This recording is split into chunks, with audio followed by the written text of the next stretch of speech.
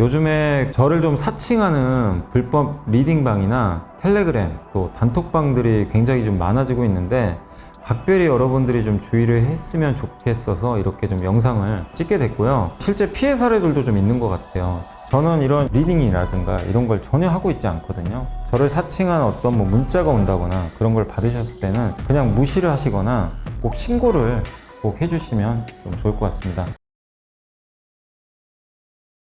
안녕하세요. 이베스트 투자증권의 염승환 이사입니다. 계좌를 신규 개설한 고객님께 요약집 주식 상품권 10달러를 드리는 이벤트를 진행합니다. 영상 하단 더 보기란을 통해 많은 참여 바랍니다. 네, 안녕하세요. 이베스트 투자증권 염승환 이사입니다. 제가 지금 이제 촬영하고 있는 시간은 2023년 10월 5일이고 아마 여러분들은 10월 9일 날 이 영상을 보고 계실 것 같습니다. 제가 이제 제 얼굴은 오늘 안 나옵니다. 안 나오고 이제 제가 집에서 지금 사실 밤에 찍고 있거든요. 그래서 시간이 좀 안 돼가지고 부득이하게 제 이 컴퓨터 쪽엔 카메라가 없어서 일단 제 목소리만 나오고 일단 중요한 건 이 내용이 중요한 거니까 그래서 이제 한글날 여러분들 좀 한번 보시고 공부 한번 해보시라는 의미에서 제가 지난 이제 그 추석 때 보고서들 좀 읽어본 것들 중에서 좀 내용들 괜찮은 것들 한두 개 좀 추려봤습니다. 근데 굉장히 이 보고서 너무 길어요. 솔직히 어마어마하게 깁니다.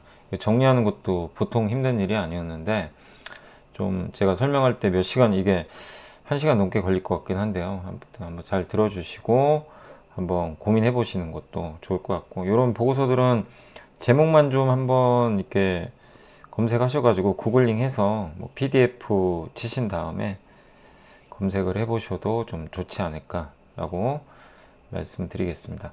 일단 이제 오늘 첫 번째 그 내용은 산업 특수가스 반도체와 이제 동행하다. 이게 IBK 투자증권의 이제 이동욱 송한글 연구원님이 이제 쓰신 굉장히 방대한 자료고요. 이게 사실은 이제 IBK 투자증권의 이동욱 연구원이 화학 관련 섹터 담당하시는데 이제 특수가스. 근데 이거 굉장히 저는 괜찮았어요, 내용이. 그래서 그거 한번 설명해 드리겠습니다. 요것도 이제 이 보고서 표지가 굉장히 좀 의미심장하더라고요. 만약 내가 다른 사람들보다 멀리 볼 수 있었다면 그것은 바로 거인들의 어깨 위에 올라섰기 때문이다. 이제 라는 내용인데 거인의 어깨에 올라타란 얘기죠.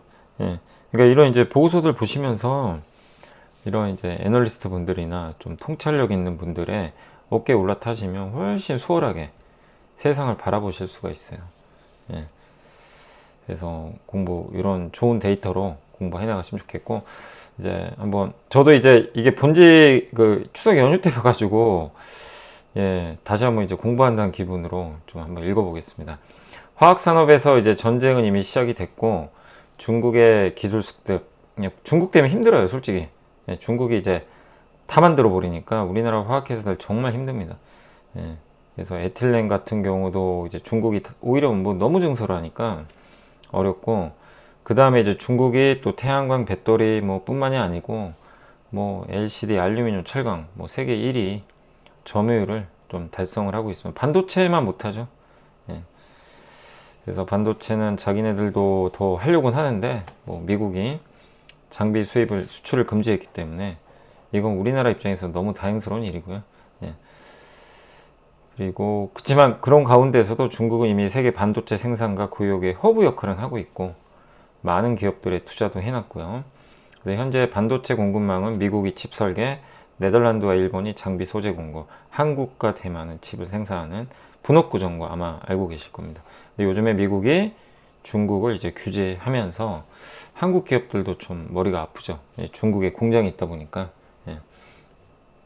근데 어쨌든 중국도 반도체 포기 안 하고 있고, 우리나라 같은 경우는 이제 중국을 대체할 공장들을 또 증설을 해야 되거든요. 이제 그러다 보니까 한국의 그 산업용 가스나 특수가스 업체들이 좀 수혜를 받지 않을까 이렇게 보고 있는 것 같습니다.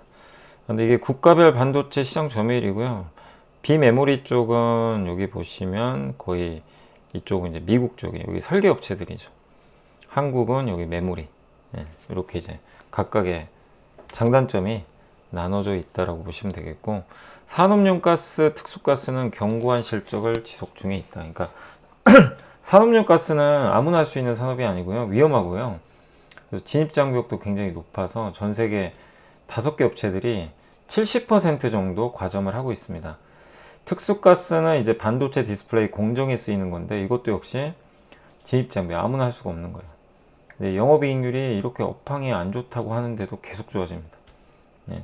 반도체 업황 안 좋은데도. 그래서 에어리퀴드, 린데, 에어프로덕트, 니폰 산소 홀딩스 등 이 해외 메이저 4개사가 이 산업용 시장은 장악을 하고 있고요. 산업용 가스는 보통 장기 공급을 합니다. 그래서 파이프라인 해가지고 이렇게 보내는 경우들이 있고, 그리고 이 공장 옆에, 그러니까 고객사가 있죠. 어떤 공장에 가스를 넣어야 되는데, 그러면은 그 공장 근처에 설비 투자를 해요. 근데 이제 그런 것들에 대한 이제 비용도 보전을 받는 것 같아요. 예. 가스를 안정적으로 공급받아야 뭐 설비가 또 돌아가는 경우들이 많으니까. 그래서 산업용 가스 업체 같은 경우는 이제 적절한 내부 수익률을 발생한다. 그래서 이익이 굉장히 안정적이다. 코로나 때 매출은 줄었는데도 오히려 이익은 증가했다는 게 그 반증이고, 양극재 제조할 때도 가스가 많이 들어가요. 그러니까 사실 뭐 2차 전지뿐만 아니라 반도체, LCD, 뭐 OLED 많은 공정에 가스는 반드시 필요합니다.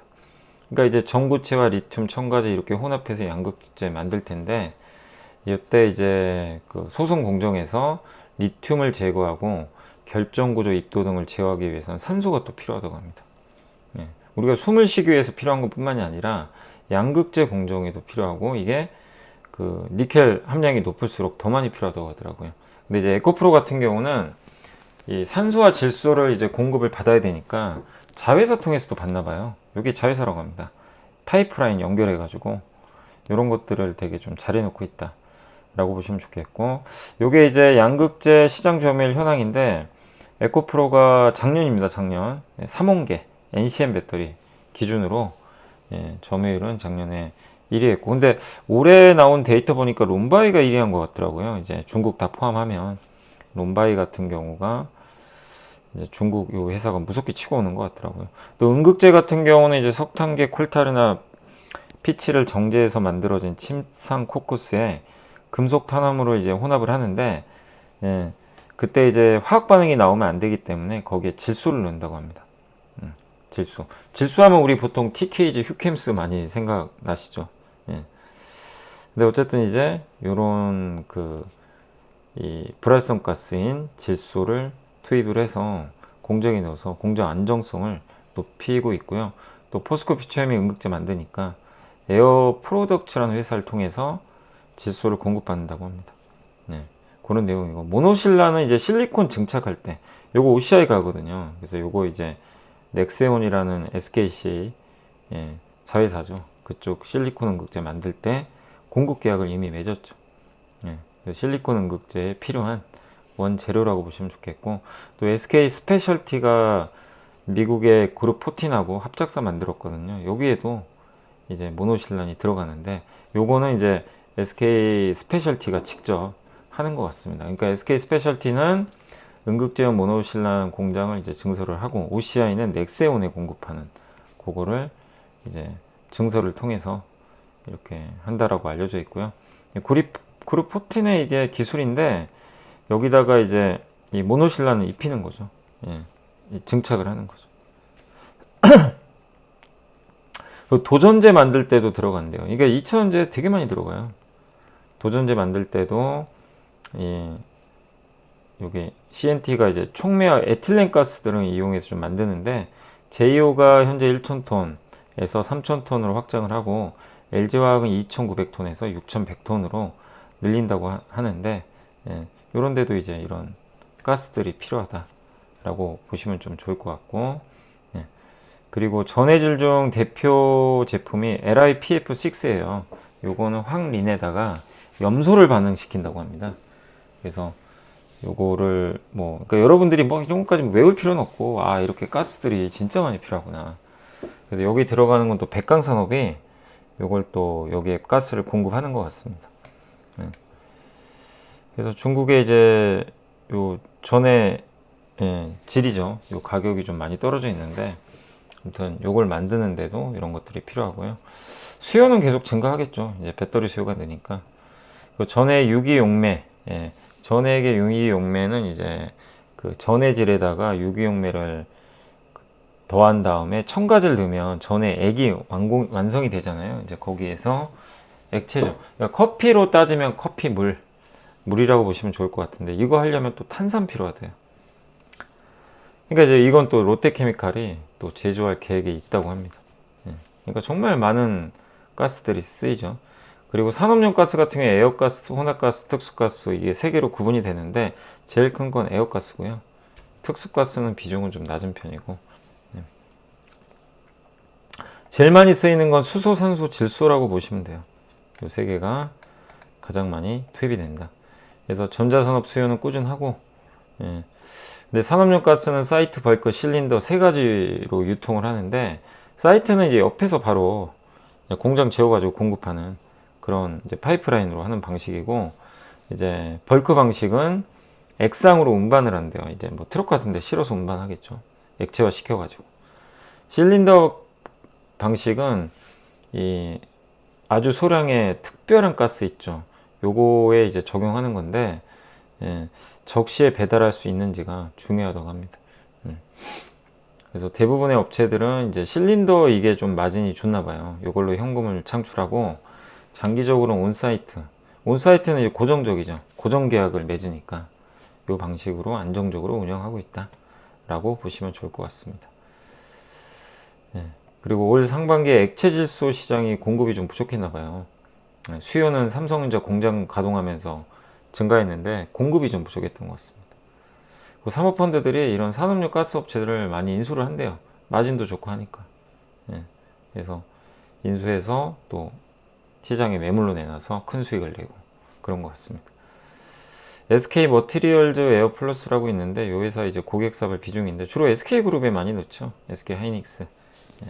이렇게 돼 있고, 특수가스 이제 시장인데, 특수가스는 이제 아까 산업가스 말씀드렸고, 요거는 두 개가 있대요. 여기 요 특수가스 시장에는 그러니까 전자산업에 사용되는 가스가 두 개인데, 벌크와 특수입니다.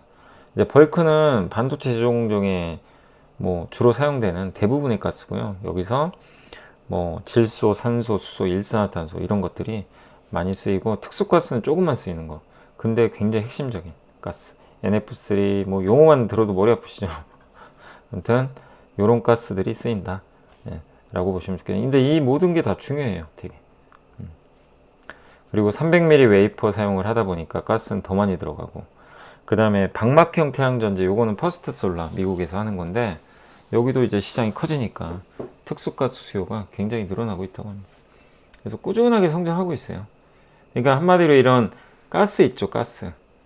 공정에 들어가는 가스를 생산한 업체들은 굉장히 안정적으로 성장을 하고 있다.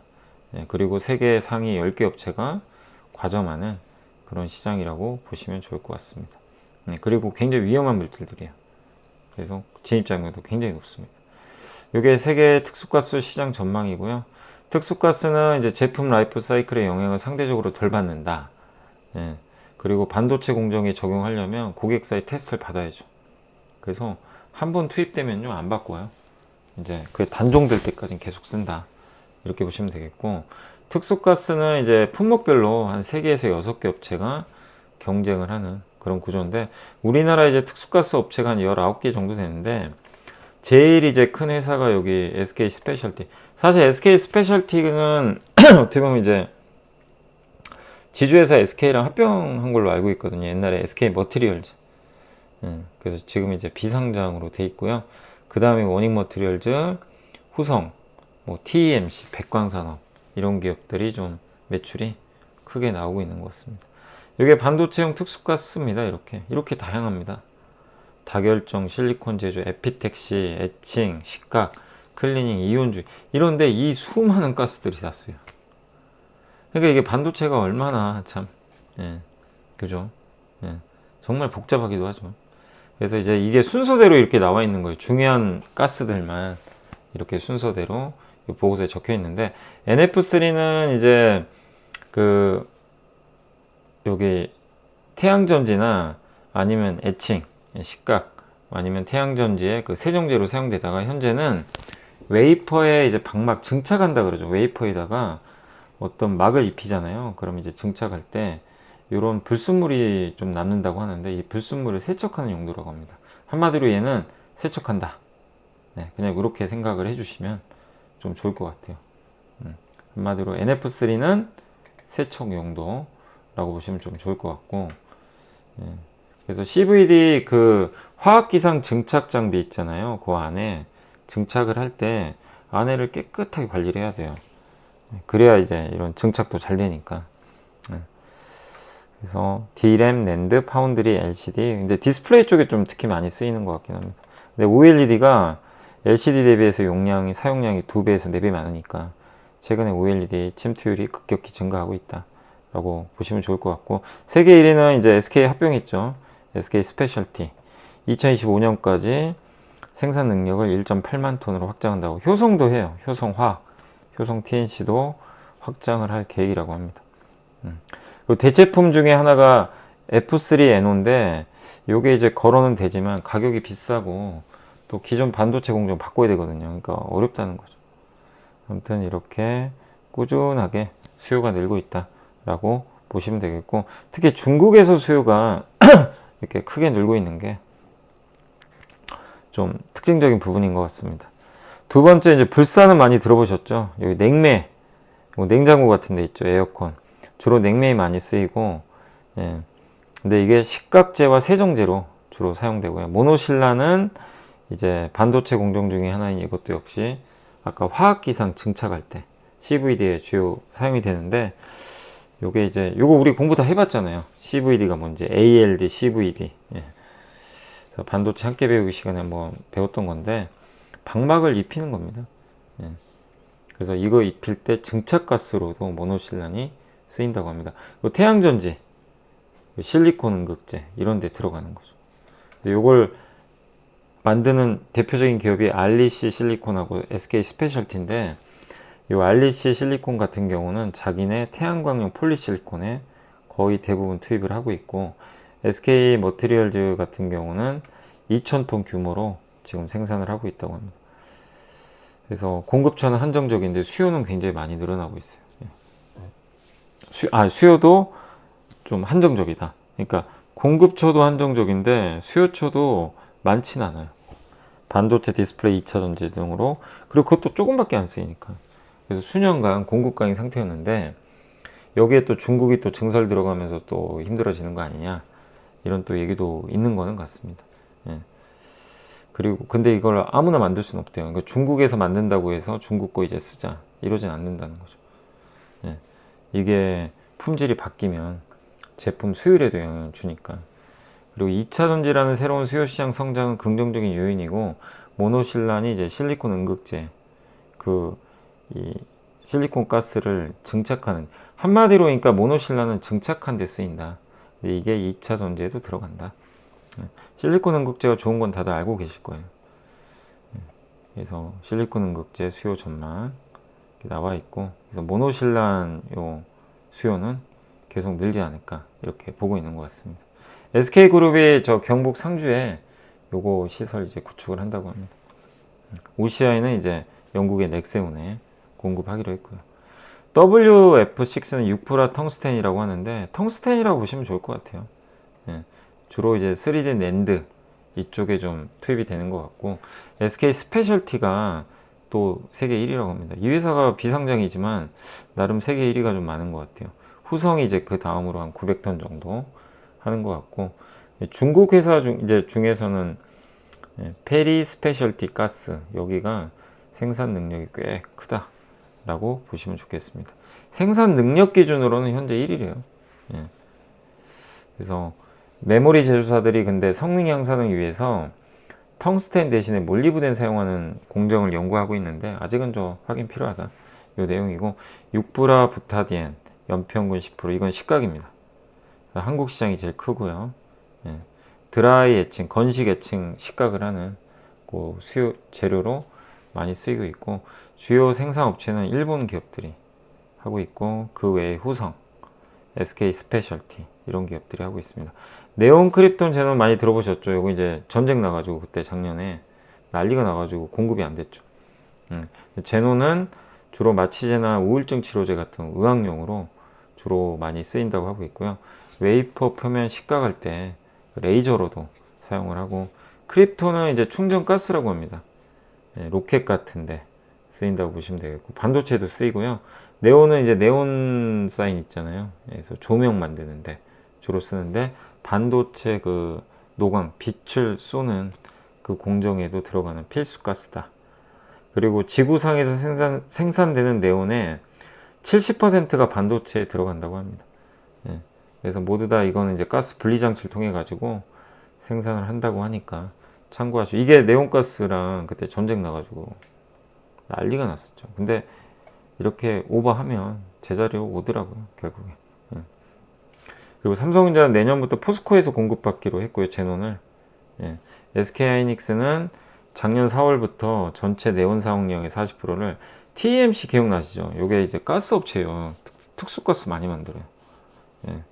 다시 한번 제가 이제 이 보고서 보면서 TMC가 굉장히 좀 기술력 있는 기업이구나 한 걸 다시 한번 느꼈습니다. 그래서 포스코가 협력해서 국산화한 네온으로 SK하이닉스는 대체를 했고요. 그러니까 내년에는 아예 다 전량 국산화하겠다 이렇게 보고 있는 것 같고, 린데코리아는 이제 그 1,500억 투자해 가지고 국내 평택에 공장을 짓는다고 합니다. 그래서 희귀가스 전자용 비전인데 네온이 제일 많이 전자용에 좀 들어가지 않나 이렇게 좀 보여지고요. 그 다음 황화 카보닐 연간 30% 정도 성장을 하고 식각 공정에 들어가는데, 이것도 일본, 미국이 장악하고 있는데 여기에 TMC가 고순도 이 정제 원천 기술도 확보해가지고 국산화 성공했다고 합니다. 워닝 머티리얼즈도 여기 투자를 하고 있고요. 오션 브릿지 이런 기업들이 한국에서 지금 하고 있다 이렇게 보시면 되겠고, 저메인은 이제 우리 예전에 파운드리 한번 공부해봤죠. 이게 증착할 때 쓰이는 이제 소재라고 보시면 좋을 것 같고, 차세대 반도체 공정에서 사용량이 증가한다. 그래서 갈륨과 게르마늄은 반도체 전기차 태양광에 주로 사용을 하고요. 국내에서는 아직 개발 단계에 좀 머물러 있다고 하고요. 게르마늄은 실리콘과 구조적으로 유사하다고 합니다. 그래서 이 저메인 같은 경우는 모노실란과 결합해가지고 실리콘 게르마늄 형태로 증착을 해서 불순물 확산을 방지하는데 좀 탁월하다고 합니다. 그리고 요거 만드는 회사는 이제 워닝 머티리얼즈, 퓨엠, 솔 머티리얼즈 이런 기업들이 이제 판매하는 걸로 좀 알려져 있고요. 삼성전자의 파운드리, 게이트올 어라운드 공정 등에 쓰이고 있다라고 보시면 되겠고, 디보란이 굉장히 중요한 이게 제품이거든요. 반도체 이제 도핑, 뭐 이온 같은 거 주입하고 하는 공정에서 주로 쓰이는 가스라고 이제 알려져 있는데, 폭발 위험이 되게 높고요. 관리도 어렵기 때문에 전문 회사만 취급이 가능하다고 합니다. 근데 최근에 국내에서 낸드 공장이 이제 이렇게 위로 쌓는 게 올라가다 보니까 텅스텐 증착이 어려워지면서 이 텅스텐을 또 채우는 공정이 좀 있다고 하는데, 이게 너무 높아지다 보니까요, 이를 해결하는 방법 중에 하나가 디보란 가스를 좀 많이 사용을 하는 것 같습니다. 그리고 디보란. 그래서 이 이온 같은 거 뭐 증착하고 할 때 많이 쓰이는 것 같은데, 초고층, 그러니까 높이 쌓는 낸드가 많아질수록 디보란 사용량은 급격히 증가하고 있다. 이렇게 봐주시면 될 것 같고, 한국에서는 이제 한국 메티스는 특수가스에서만 이제 합성 생산을 하고 있다고 합니다. 현재 연간량 1톤 정도 생산하고 있고, 현재 2배 증설 투자 중에 있고요. 100% 아주 순수한 가스는 TMC에서 준비를 좀 하고 있다고 합니다. 그래서 TMC는 현재 300kg의 디자인 생산 능력을 갖춘 생산 시설을 마련을 했다. TMC가 안 들어간 데가 없죠, 이런 가스 쪽에. 반도체용으로 100% 디보란을 쓰는 건 아니고 거기에 일부 섞나 봐요. 대부분 혼합을 해가지고 쓴다고 합니다. 그리고 국내 업체들 증설 확대에도 수요가 워낙 좀 좋기 때문에 또 미국 플로리다에서 무슨 에어리퀴드 회사 있죠, 산업가스 대표 기업, 여기 화재 사고가 난 것 같습니다. 그래서 공급은 또 제한적이고, 네. 그렇지만 굉장히 다루기가 어려운 그런 제품이다. 그래서 디보라는 생산량인데 요런 회사들, TMC 얼마 안 돼요. 근데 이제 앞으로 늘어나겠죠. 이게 TMC의 공장 전경이라고 합니다. 디보란. 이게 굉장히 중요한 거고요. D2는 하이케이 있죠. 예, 하이케이 절연막, 그거에 관련된 또 가스라고 보시면 되고, 이걸 중수소라고 하더라고요. 예. 그래서 미세 공정에 좀 많이 쓰이기 때문에 이게 수요 증대로 이제 2배 정도 급등했다라고 보시면 좋을 것 같고, D2는 반도체와 광 케이블 열 처리 공정에 주로 쓰이고, 반도체에서 이제 불순물을 도핑시킬 때 예, 손상이 발생하거든요. 그거를 제거한다고 합니다. 예, 그래서 어닐링, 약간 HPSP 향기가 좀 나긴 하죠. 근데 어쨌든 이제 그 웨이퍼 격자에 이제 저 불순물을 도핑하면 웨이퍼가 손상이 생기기 때문에 이거를 400도로 굉장히 고온에서 가열을 해서 열 처리해서 수리를 해준다고 합니다. 기존에는 수소를 많이 썼는데 D2로 대체를 하고 있고요. 예. 그래서 게이트 절연막의 두께가 한 개 이상으로 얇게 되면 누설 전류가 발생하는데, 그럴 때 하이케이를 이제 주로 막을 입히거든요. 그때 D2를 적용한 열처리 공정이 상당히 중요하다고 합니다. 예, 하이케이 절연막은 기존보다는 결함이 훨씬 많기 때문에 그렇다고 알려져 있고, OLED 쪽에서는 청색 재료 있죠. 예, 빨강, 노랑, 그 청색. 예. 빨강, 그린, 청색, 이렇게 세 가지 색으로 형성되는데 그 중에 청색, 여기에 좀 사용이 된다고 합니다. 예. 그리고 D2 생산하는 기업은 이제 세계적인 린데, 에어리퀴드, 매티슨 특수가스, 메서, 스미세이 케미칼, 이런 기업들이 지금 하고 있고, 한국에서는 효성화학, KC 인더스트리얼, TMC가 최근 국산화를 했다고 합니다. 효성화학 같은 경우 이제 고순도 중수소를 연간 10톤 생산할 수 있는 설비를 이제 작년 말에 구축을 했고요. 예, 국내 반도체 업체에서 품질 평가를 받고 있다고 합니다. 올해부터 D2를 이제 TMC는 신규 아이템으로 추가를 한다고 알려져 있고요. 예, 반도체 공정 변화로 인해서 과거 반도체 공정에서 주력 제품으로 사용됐던 게 이런 것들인데, 요거는 점점 이제 사용이 줄 거고요.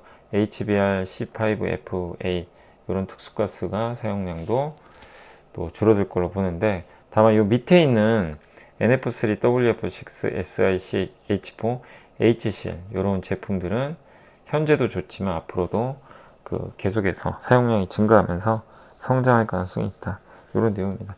어쨌든 이제 여기까지 제가 특수가스 한번 설명해 드렸는데, 반도체 가스가 이렇게 많아요. 네, 종류도 많고 너무 어렵죠. 근데 여기서 가스는 반드시 필요합니다. 여기서 수혜받는 기업이라면, 국산화를 잘하는 기업이라면 관심을 계속 가질 필요가 있지 않나 보여주고, 그다음에 여기 이제 대표적으로 소개된 기업은 OCI고요. OCI는 이제 이 포스코 퓨처엔과 합작해 가지고 과산화수소 사업을 진행을 하고 있고, 예. 그리고 과산화수소 능력은 이제 앞으로 67% 정도 증가할 걸로 알려져 있습니다. 국내 반도체용 과산화수소 가격은 공업용 대비해서는 50%나 비싸다고 합니다. 그리고 카본 블랙, 요게 2차전지에 들어가죠. 도전제. 예. 요것도 시장이 커지고 있다라는 내용입니다. 그리고 OCI가 향후에 이제 배터리용 카본 블랙을 아마 사업을 더 강화할 것 같은데, 범용보다는 25배나 비싸다고 합니다. 그러니까 마진도 좋다라고 보시면 되겠고, OCI는 도코야마와 이제 말레이시아에서 반도체 폴리실리콘 플랜트를 건설할 계획이라고 합니다. 예, 워낙 또 인건비하고 전기요금이 싸거든요. 예, 그런 부분을 감안을 하고 있는 것 같습니다. 예, 그리고 고순도 인산도 생산을 하고 있고, 예, 현재 가격은 그 고점 대비 한 50% 정도. 그래서 이게 주요 8대 공정이거든요. 그 관련된 소재. 정말 너무 복잡하죠. 이런 것들을 이 OCI가 많은 부분 컨트롤하고 있다라고 보시면 좋겠습니다. 아까 이제 실리콘 응급제 얘기는 아까 해드렸고, 예. 그리고 앞으로 5년 동안 모노실란 공급을 하게 될 텐데, 결국엔 이제 실리콘 응급제와 관련된 모멘텀은 이제 2025년부터 본격적으로 발휘가 될 것 같습니다.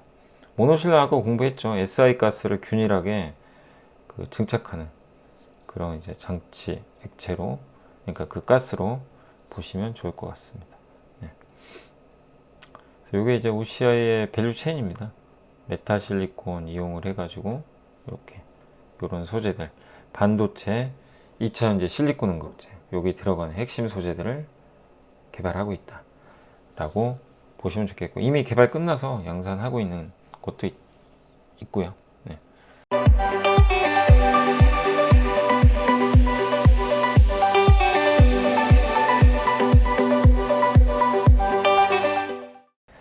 자, 그래서 이게 거의 20분 걸쳐서 하나 하는데 20분 걸리는데, 아무튼 어떠셨는지 모르겠지만 제가 최대한 빨리 한다고 했거든요. 근데 핵심 뭐냐면, 산업대수가스 시장은 꾸준히 성장을 하는데 아무나 할 수가 없어요. 그래서 여기에 진입하면요, 그 자체로 매력이 생기는 거예요.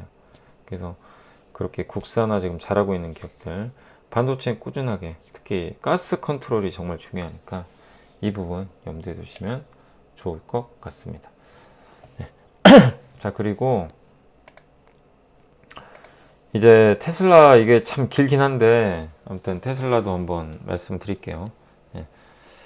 테슬라 같은 경우 이제 미래에셋증권의 한 종목, 이게 정말 긴 보고서거든요. 그래서 물론 뭐 읽어보신 분들도 계시겠지만, 자, 일론 머스크가 FSD의 활용 가치에 대해서 특히 강조를 했고요.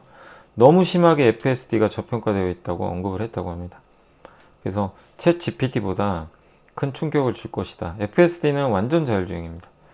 자율주행이 완성되는 순간 차량 활용도는 5배 이상 상승하게 될 거고요. 보통 사람들은 소유한 차량을 하루에 1시간에서 1시간 30분 정도 일단 이제 활용을 할 텐데, 자율주행이 완성되면 일주일에 50시간 사용할 수도 있대요. 네. 그리고 업데이트 통해서 이거를 이제 기능을, 오토파일럿이 있거든요.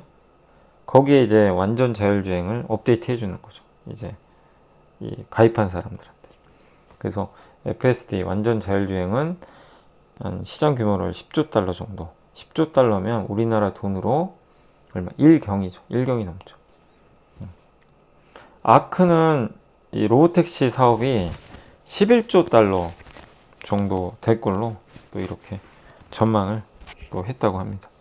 그래서 올해 내내 생성 AI가 인공지능이 열어줄 수 있는 가능성을 보였다는 점은 인정하는데, 어쨌든 자율주행이 또 어떤 면에서 인공지능이 또 어떤 도움을 줄 수 있을지가 앞으로의 화두고요. 이 완전 자율주행 같은 경우는 근시일 내 실현 가능성 여부가 상당히 중요하다고 합니다. 그리고 AI 비즈니스를 하는 이제 중요한 3요소는 양질의 데이터, 효율적인 알고리즘, 인재, AI 연산을 뒷받침할 하드웨어, 반도체 같은 거, 이런 것들이 다 구비가 돼야 되고, 가장 중요한 건 인재라고 합니다. 테슬라가 보유한 인재들은 뭐 엔지니어들은 인재들이 많죠. 네.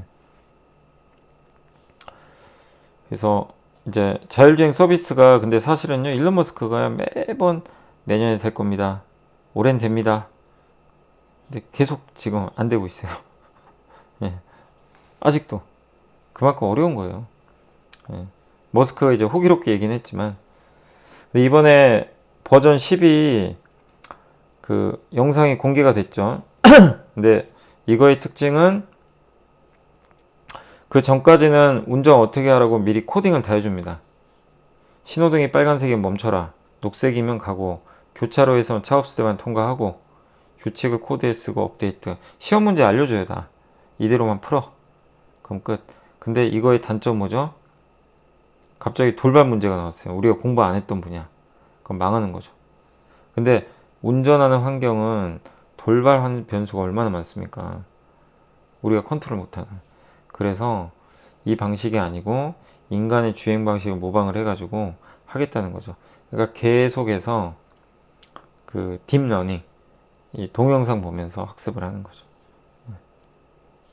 그래서 엔드-투-엔드 방식이라고 하는데, 소프트웨어 2.0은 기계가 스스로 학습하고 코드를 작성하는 건데, 처음부터 마지막까지 전체 과정을 하나로 통합을 해서 이쪽에 집중한다. 네. 그러니까 예전 버전은 차선 인식, 장애물 감지, 이거 따로따로 있어요. 예. 그렇게 해서 구분해서 처리를 했는데 이건 그게 아니고 예. 하나에 집중하는 거죠. 예. 통합된 망에.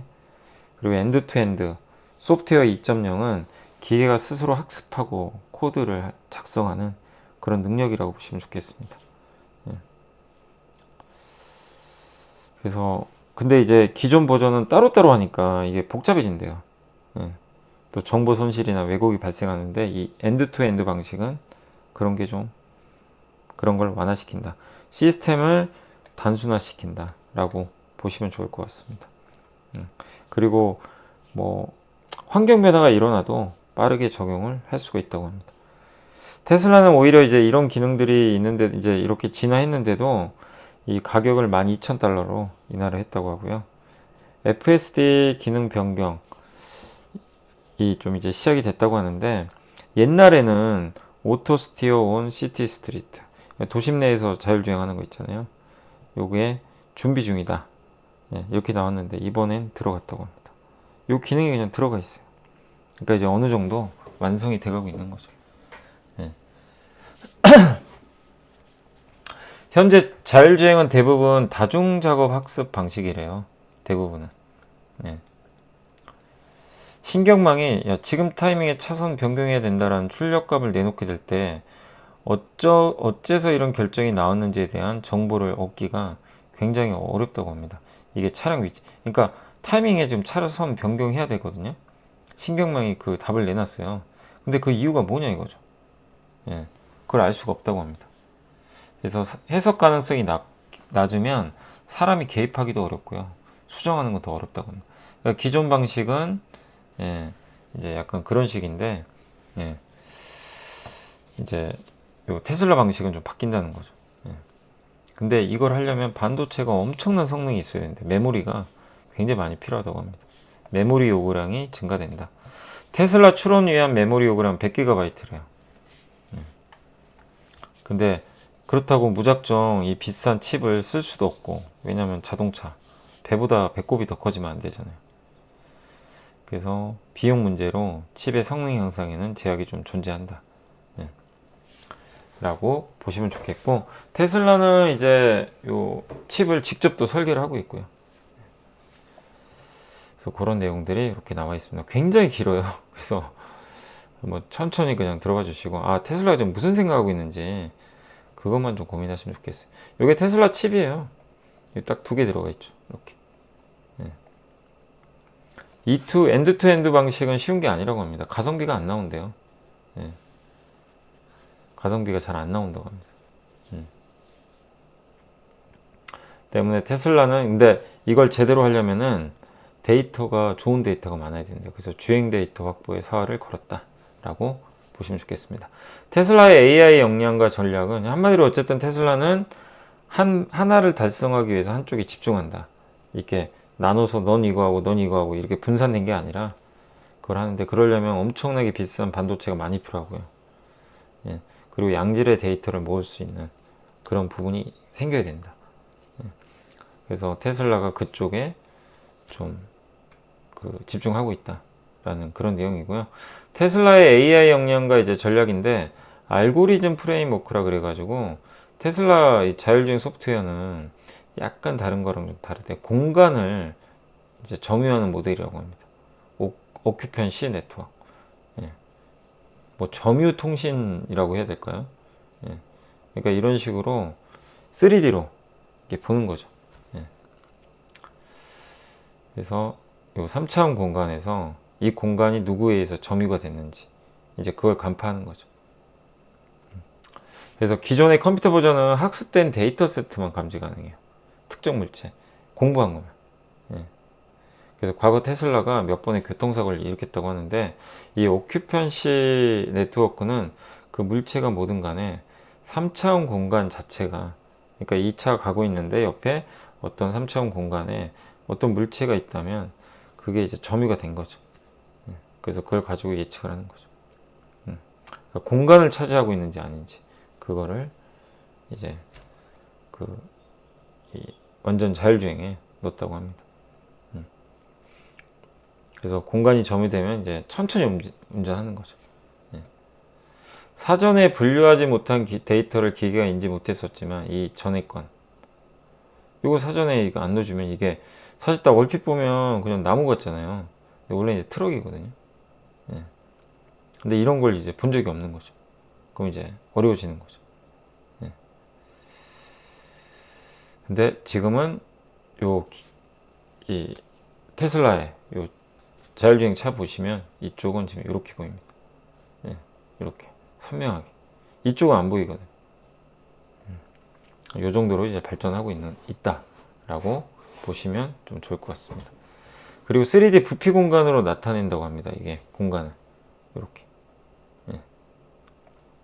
예. 그런 식의 방식으로 가는 것 같고, 근데 AI 모델이 놀라운 점은 이런 복잡한 작업을요 실시간으로 한대요.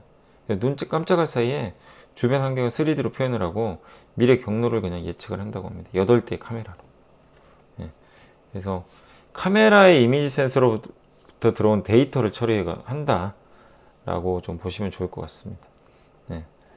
근데 여기에 이제 이미지를 여러 장 연속으로 나타내면 애니메이션이 되잖아요. 그런 것처럼 차량이 운행하면서 겪는 시간의 흐름까지 한 단계 더 더해준다고 합니다. 시간으로. 예. 그래서 오큐펀시 네트워크의 가장 큰 존재 의의는 어떤 것도 부딪히지 말자라는 게 핵심 적인 부분이다 라고 보시면 좀 좋을 것 같고, 예. 근데 이게 말처럼 쉬운 건 아니에요. 예. 그러니까 예를 들면 그 어떤 이유로 도로상에서 연기가 자욱하게 이렇게 있는 상태에서 사방을 메우고 있으면, 예. 오큐펀시 네트워크가 봤을 때는 저 공간에 뭔가 누군가 좀 점유한 거거든요. 예. 이렇게 좀 돼 있는. 우리는 상식적으로 저런 경우에 연기 나네, 빨리 가야 되겠다 생각하죠. 꼭 연기일 필요도 없이 뭐 꽃가루가 날린다거나 이러면은 그냥 우린 딱 보자마자 그냥 지나치고 오히려 빨리 가죠. 근데 기계는 그걸 알 수가 없다는 거예요. 지금 어떤 상황인지. 예. 그게 이제 기계의 약간 좀 한계점이기도 하죠, 아직까지. 예. 테슬라는 어쨌든 모든 상황에서 세상을 이해할 수 있을 정도로 최종 모델을 개발 중에 있다고 합니다. 그렇게 보시면 좋겠고, 그리고 이제 8대의 카메라로 획득한 10초 분량의 주행 영상을 AI에 제공을 해서 과거에 무슨 일이 있었는지 알려주는 거죠. 그래서 AI가 이제 그 과거에 무슨 일이 있었는지를 알아낸 다음에 미래를 예측을 해야 돼요.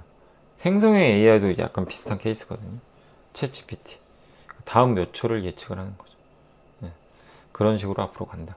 그러니까 이 횡단보도 건널 때 주변의 차가 몇 초 뒤에 어디쯤 위치하고 있을지 우리가 예상하고 걷죠. 그러니까 딱 우리가 이 도로에서 이제 길을 건널 때 저런 것들 다 예측을 하죠. 저기는 이렇게 되겠구나. 이쪽은 이렇게 되겠구나.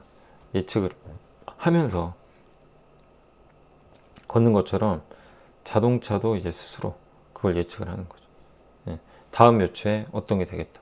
그러니까 이게 테슬라가 대단한 게 다음 몇 초를 이제 예측을 하는 거예요. 앞으로 몇 초. 그러니까 뭐 긴 미래를 어떻게 예측을 해요. 근데 다음 몇 초에 어떻게 될지를 상황을 예측을 한 다음에 행동을 하는 거죠. 이게 기계가 스스로 한다는 게, 여기 소름 돋는 거는 이게 인간이 한 게 아니라 기계가 혼자 알아서 했다는 거예요. 미리 프로그램 넣어준 게 아니에요.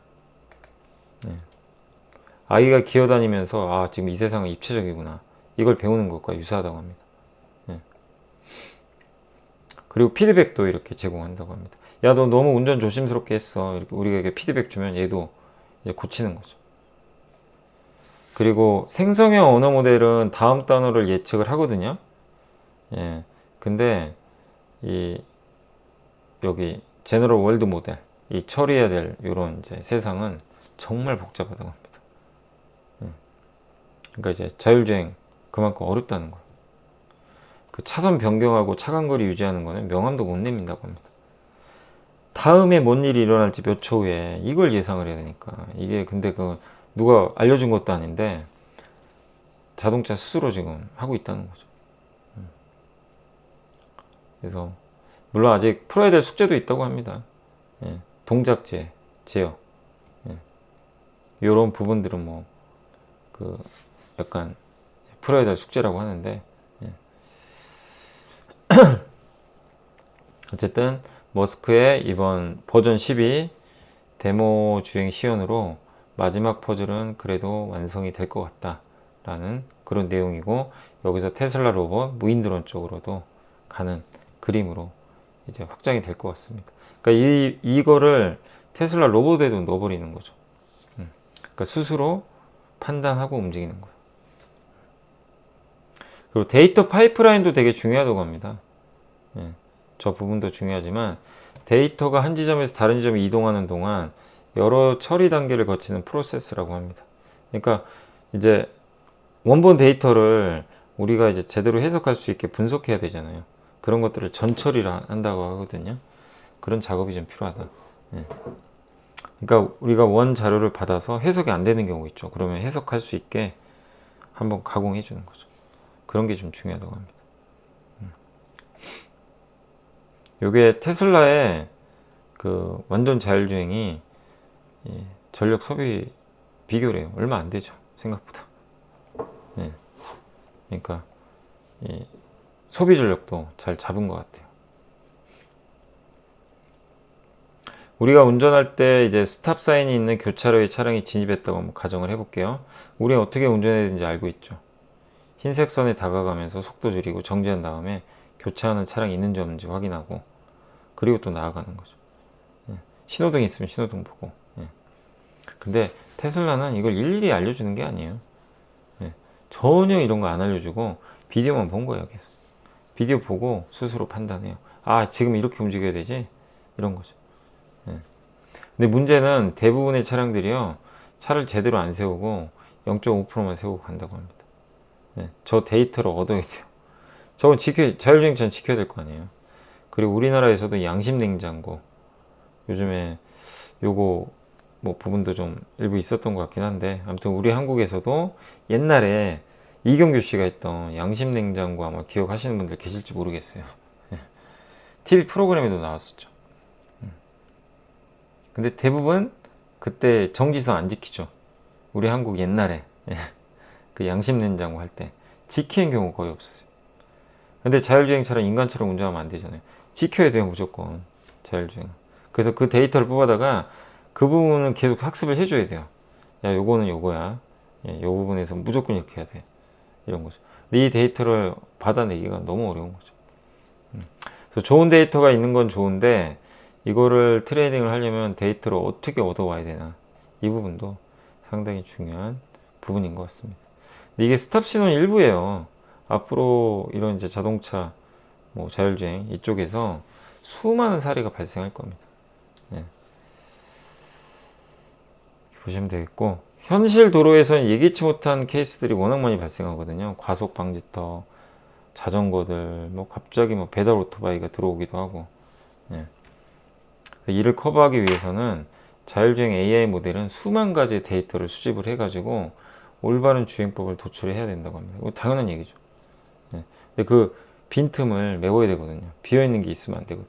그래서 매우 고통스러운 노력이 수반될 수밖에 없다라고 보시면 좀 좋으실 것 같고, 그래서 이 데이터를 제대로 얻는 게 너무나 중요한 일이 되고 있다라고 보시면 좀 좋을 것 같습니다. 아무튼 아까 이제 설명드린 현실 도로에서는 이제 너무 많은 엣지 케이스들이 발생하는 거죠. 예. 그리고 이제 이런 것들을 또 이제 테슬라가 할 수 있는 이유는 워낙 데이터를 많이 갖고 있어서 가능한 거죠. 예. 최소 100만 개의 비디오 클립에 대해 훈련 받을 때까지는 작동하지 않았다고 합니다.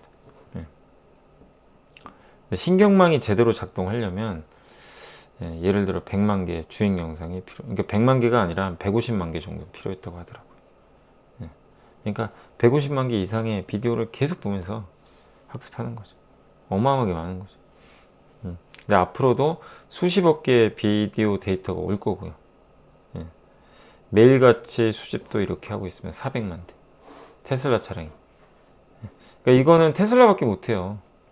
이걸 할 수 있는 게. 저 양질의 데이터를. 그래서 데이터 파이프라인 작업도 굉장히 중요한 거죠. 그래서 젠슨왕 엔비디아 CEO도 데이터 전처리가 굉장히 중요하다. 이걸 강조를 했습니다. 예. 그리고 생성형 AI 열풍이 불기 전부터 테슬라가 이걸 준비를 해왔대요. 그 점에 우린 주목을 해야 되고, 그 다음에 이제 퍼스트 무버, 여기가 만든 길을 쉽게 따라갈 수 있으리라고 생각해서는 안 된다 라고 이렇게 적혀 있습니다. 그러니까 단지 레시피만 따라한다고 요리사가 될 수는 없어요. 그러니까 본인이 직접 이거를 느껴보셔야죠. 이해를 하시고. 그리고 컴퓨팅 인프라, 싱글 스틱을 위해서는 인간의 개입이 들어간 코드 작업 없이도 AI 알고리즘만 가지고 훌륭하고 무엇보다 안전한 자율주행 시스템을 만들어야 된다. 이게 너무 어렵죠, 내용들이. 읽어보시면.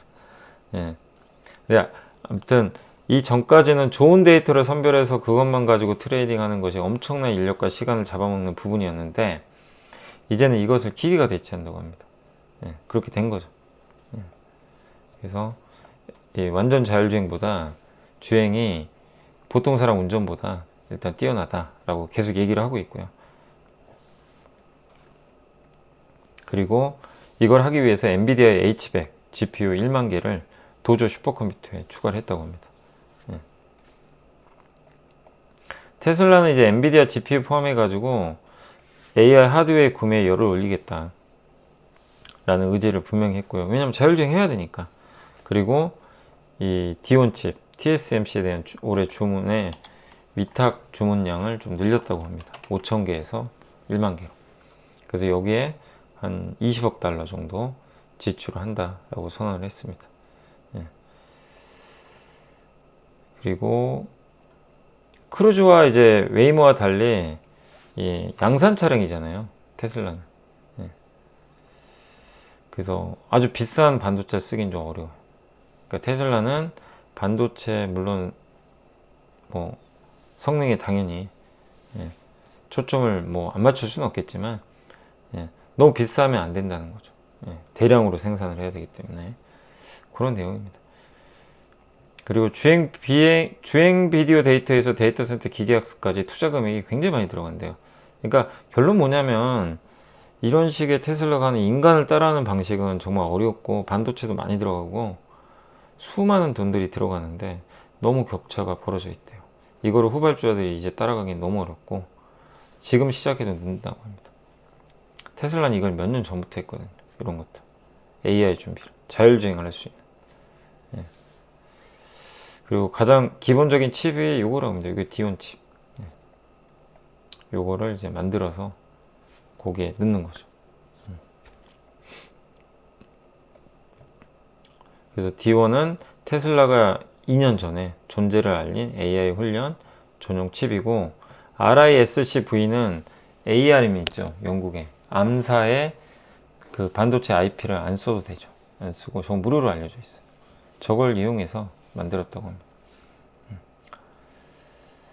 이렇게 돼 있고, 워낙 내용이 많아서 좀 넘어갈게요. 제가 웬만한 건 다 써가지고. 이게 도저 컴퓨터예요. 이렇게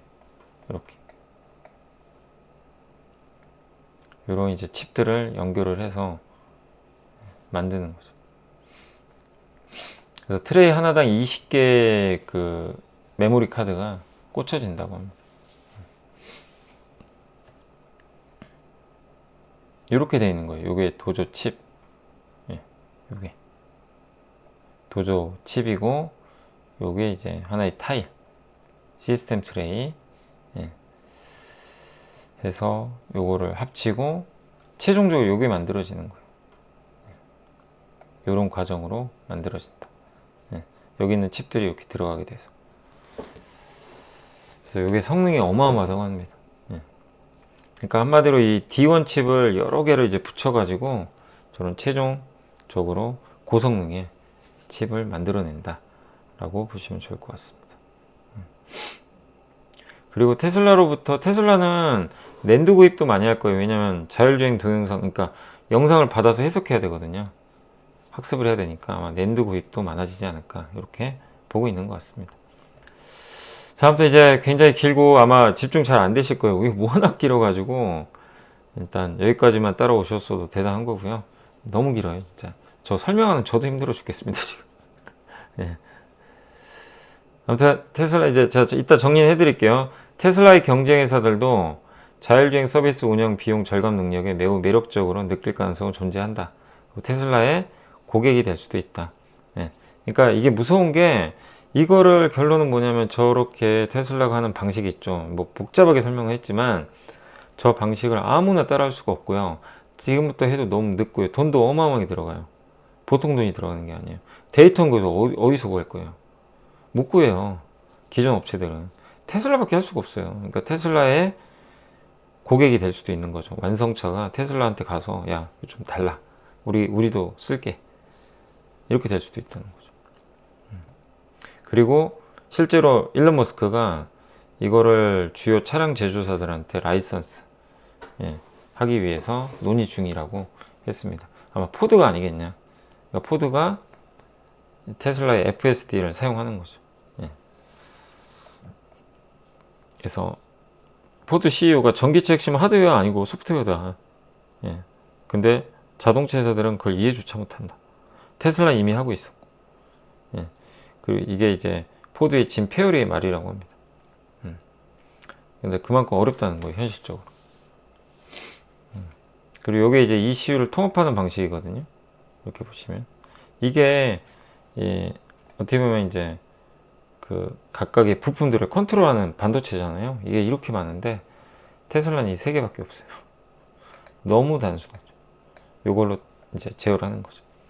그리고 포드가 만약에 저기 테슬라 걸 사용을 하게 된다면 많은 업체들이 뛰어들 가능성이 있습니다. 충전 시스템도 표준되고 있죠, 테슬라가. 그래서 외부 완성차 업체들이 테슬라의 FSD 라이선스를 신청해 쓴다는 건 단순히 자율주행만 하는 건 아니거든요. 데이터 센터 하드웨어를 임대해서 쓰는 것 이상의 의미가 있다라고 이렇게 보고 있는 것 같습니다. 그럼 테슬라의 가치는 더 오르는 거죠. 한마디로 안드로이드 같은 거예요. 안드로이드 스마트폰에 그 소프트웨어를 일정 부분 주겠다는 거죠.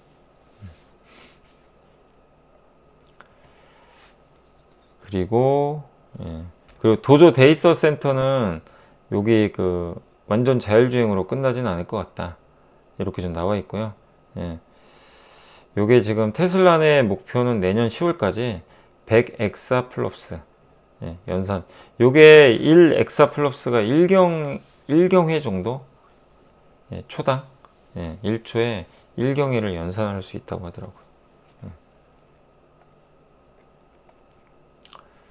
그리고 이 테슬라 일론 머스크가 XAI 발족을 했잖아요.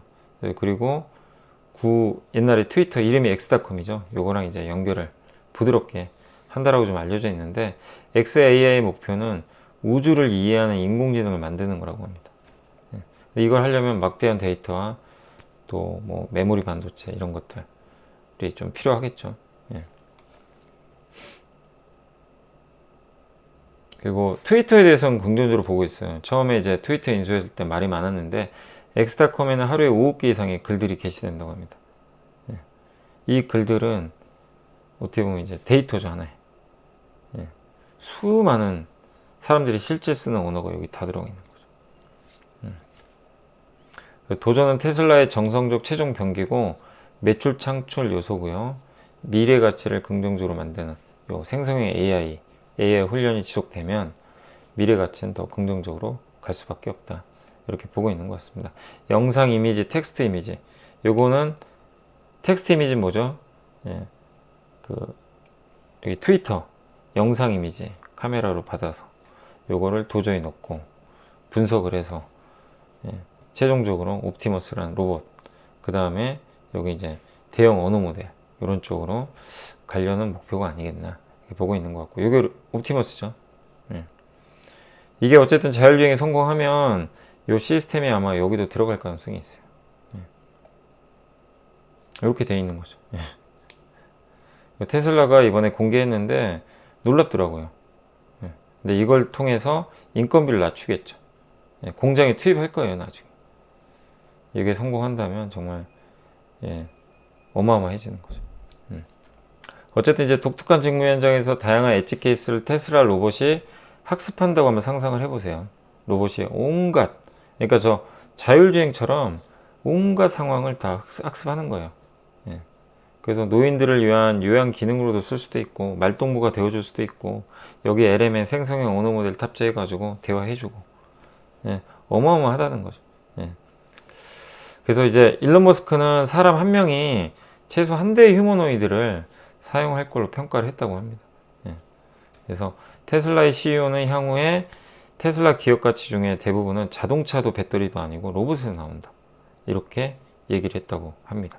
그래서 부모님 댁에 보일러 대신에 테슬라 봇을 놔드리는 미래가 언제쯤 이루어질지 모르겠지만, 예, 그 광고 있잖아요. 예, 부모님 댁에 보일러 한 대 놔드려야 될 것 같아요. 이제 그런 광고가 아니라 테슬라 봇 하나씩 놔드리시죠. 그런 시대가 올 수도 있어요. 진짜 집집에 하나씩. 예, 그거를 그러니까 이 테슬라라는 기업 참 무서운 것 같아요. 제가 이제 장시간 설명해 드렸는데 좀 집중이 잘 안 되시죠. 어려워요, 솔직히. 저도 중간중간 얘기하면서 저도 이 보고서 완벽하게 이해 못해요. 그러나 이제 제가 다시 한번 정리를 해서 보는 건 뭐냐면, 제가 왜 테슬라 이렇게 보여드리냐면, 테슬라가 그리는 미래에서 답이 너무 많아요. 로봇택시, 그리고 현대차가 가야 될 방향, AI를 어떻게 활용해야 되고, 자율주행 어떤 방향으로 가야 되고, 지금 하고 있는 기업들과는 다르거든요. 인간처럼 해야죠. 그 방향을 보여주고 있고 실제로 성공하고 있어요. 그게 놀랍고, 여기서 우리가 느낄 수 있는 건 반도체가 엄청나게 필요해요. 특히 메모리 많이 필요합니다. 그리고 로봇 시장 커지는 거 말해 뭐 하겠습니까? 근데 로봇도 테슬라가 지금 잘하고 있죠. 예. 여기에 AI가 또 접목이 돼요. 이 시스템을 로봇 머리에다 넣어버리는 거죠. 예. 그리고 인간의 노동력을 이제 줄이는 거죠. 그래서 저 전기차 공장에 들어가는 거죠. 저 로봇들이. 그래서 일론 머스크가 이제 그리는 세상은 약간 그런 거더라고요. 그 책에도 나왔던 것 같은데, 이제 로봇들이 대량으로 생산하면, 우리 이제 이런 걱정하잖아요. 일자리 없다. 근데 로봇들이 이렇게 하면 생산성이 엄청 올라갈 거 아니에요. 예. 그러면 그걸로 이제 기업들이 돈을 벌기도 하고 세금도 낼 텐데, 그걸 이용해서 뭐였더라? 최저, 예. 최저 뭐라고 했었어요. 아무튼 최저 소득? 예. 그런 시대가 올 수도 있다 라고 일론 머스크가 얘기를 했다고 하더라고요. 예. 그런 시대가 올지 모르겠는데, 아무튼 이제 세상을 바꾸려고 하는 그런 기업은 분명한 것 같습니다. 그래서 테슬라가 그리는 이런 미래도 한번 여러분들이 고민을 해보시면 좋을 것 같아요. 굉장히 길고 좀 난해하기도 하지만 정리는 되셨나요? 혹시? 너무 길어가지고 이거 제가 이제 지금 2개 하는데 1시간 걸렸네요. 읽는 데는 거의 제가 한 6시간 걸린 것 같아요. 이거 2개 읽는데, 읽고 정리하는데 6시간 넘게 걸렸거든요. 예. 근데 설명하는데 1시간 걸립니다. 어떤 건지 아시겠죠? 어떤 내용인지는 다시 한번 좀 보시면 좋을 것 같습니다. 그러니까 아무튼 기계 스스로 학습하게 만드는 거. 그러니까 저는 이제 되게 이런 게 재밌는 게 뭐냐면, 진짜 내년이나 내후년에 이렇게 바뀔지 무섭기도 한데요. 예. 여기서 어떤 기업들이 또 엄청난 수혜를 받고 성장을 할지. 예. 또 올해 사실 에코프로가 엄청난 주가 상승을 보였지만, 이런 데서 누군가 또 제2의 에코프로가 나올 수도 있겠죠. 그게 뭐가 될지 몰라요, 저도. 예. 그러나 그런 걸 발굴하기 위해선 테슬라를 반드시 공부를 해야 됩니다. 예. 이걸 공부하지 않고 미래를 논할 수는 없어요. 예. 그건 분명하다고 저는 말씀드리고 싶습니다. 그래서 저는 이제 이거 보면서 느낀 게, 역시 기승전 반도체구나. 그걸 다시 한번 느꼈습니다. 그래서 오늘 공교롭게도 또 반도체랑 연결되는 게, 아까 이 산업가스, 그것도 되게 생소하시죠? 예. 그러니까 둘 다 아마 오늘 내용들이 어렵기도 한데 생소하기도 할 거예요. 집중하기도 힘드셨겠지만, 아무튼 들어주셔서 너무 감사드리고, 좀 천천히 한번 다시 들어보시고, 예. 저도 이 보고서 본 지가 좀 시간이 돼가지고 지금 이거 바로 보면서 하다 보니까, 예, 기억을 좀 더듬어서 하다 보니까 약간 좀 오늘 설명이 매끄럽지 않은 점은 좀 양해해 주시면 좀 감사할 것 같습니다. 자, 아무튼 이제 이 2개만 하고요. 더 해야 되는데 더 할 수가 없네요. 지금 시간이 1시간이 넘어가지고. 그래서 못한 건 또 제가 이제 중간중간에 이제 시장 함께 읽기 하면서 하나씩 넣어 드리도록 하겠습니다. 조선 쪽 LNG도 좀 해야 되는데 요것도 하나 있거든요. 그 LNG인데 어디 갔죠? LNG? 네, 에너지 이쪽에 요거예요. 이거 LNG 요거. 여기서 이제 LNG가 중요하다, 많이 필요하다, 그 내용들이 여기 들어가 있습니다. 예. 그래서 여기 핵심 기업 중에 하나가 SK가스예요. 예. LNG. SK가스도 한번 공부해 보시고, 근데 이 보고서는 이게 조선한테도 되게 중요한 보고서고 한데 요거는 제가 또 그 이번 주에 중간에 한번 넣어가지고 방송을 꼭 해드리도록 하겠습니다. 예. 요거까지 하면 시간이 1시간 반 넘을 것 같아서 안 될 것 같습니다. 예. 자, 아무튼 LNG는 뭐 중요하다. LNG 시장도 커지는데, 예. 거기 관련된 내용들도 나중에 한번 설명드리겠습니다. 정말 많은 보고서가 아직도 지금 쌓여 있어요. 그거 어떻게 다 해야 될지 모르겠는데 너무 길어가지고 참 걱정이 큽니다.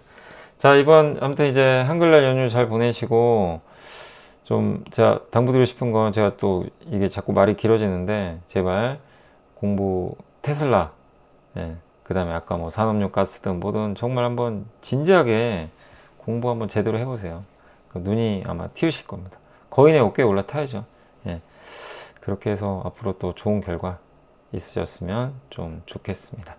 자, 제가 이제 본의 아니게 요즘에 또 미국 주식까지 이렇게 설명하게 됐는데 그걸 모르면 답이 안 나올 것 같더라고요. 예. 자, 고생하셨고, 저는 제가 오늘 좀 집에서는 제 얼굴이 안 나왔는데 좀 양해 말씀드리고, 저는 또 내일, 예, 내일 또 시장이 함께 읽기 위해서 찾아뵙도록 하겠습니다.